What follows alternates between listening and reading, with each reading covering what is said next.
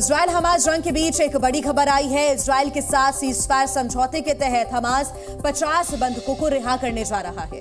Israel की cabinet ने समझौते को अनुमति दी है। समझौतों के तहत नेतन्याहू 150 से 300 फिलिस्तीनी नागरिकों को छोड़ेंगे, जबकि हमास की तरफ से 50 इजरायली नागरिकों को रिहा किया जाएगा। अमेरिकी प्रेसिडेंट बाइडेन ने भी उम्मीद जताई कि बहुत जल्द बंधकों की रिहाई पर डील हो सकती है। तो गाजा में युद्ध विराम जल्द हो सकता है और बंधकों की रिहाई पर समझौता हो चुका है।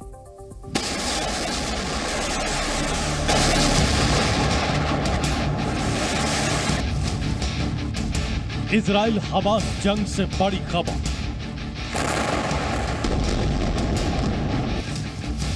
छियालीस दिन बाद गाजा में सीज फायर।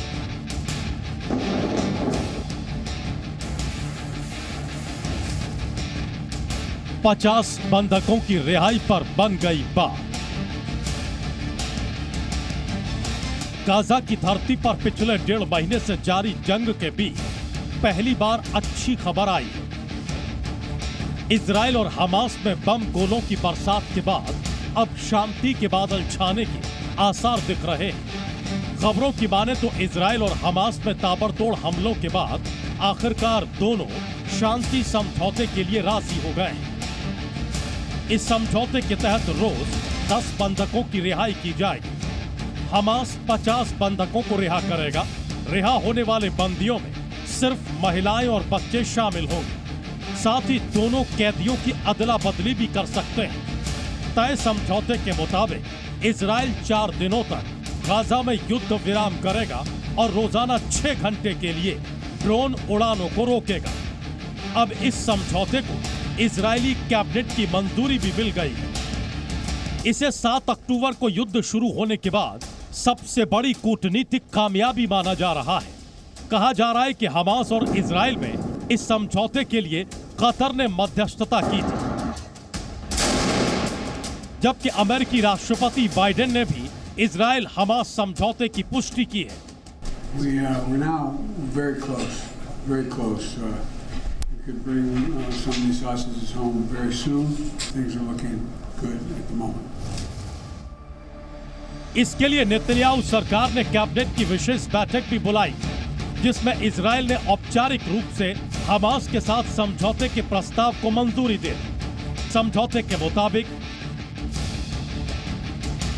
इजराइल के 50 बंधकों को रिहा किया जाएगा, लेकिन कोई भी सैन्य कर्मी रिहा नहीं किया जाएगा। रिपोर्ट के मुताबिक दोनों पक्षों में कैदियों की अदला बदली कई दिनों तक चलेगी। हमास हर दिन 10 इजरायली बंधकों को रिहा करेगा। बदले में इजराइल रोजाना 30 फलस्तीनी कैदियों को रिहा करेगा।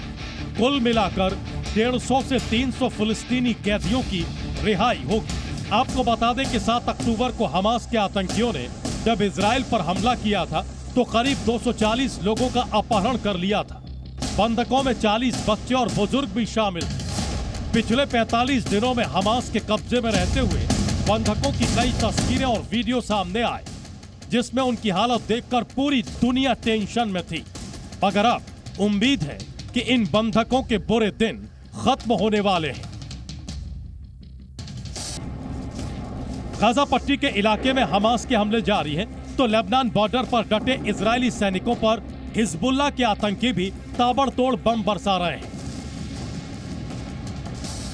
उम्मीद की जा रही है कि सीज फायर समझौते पर बात बनने के बाद आने वाले कुछ दिन गाजा और लेबनान बॉर्डर पर शांति भरे होंगे। ब्यूरो रिपोर्ट, जी मीडिया। जी न्यूज़।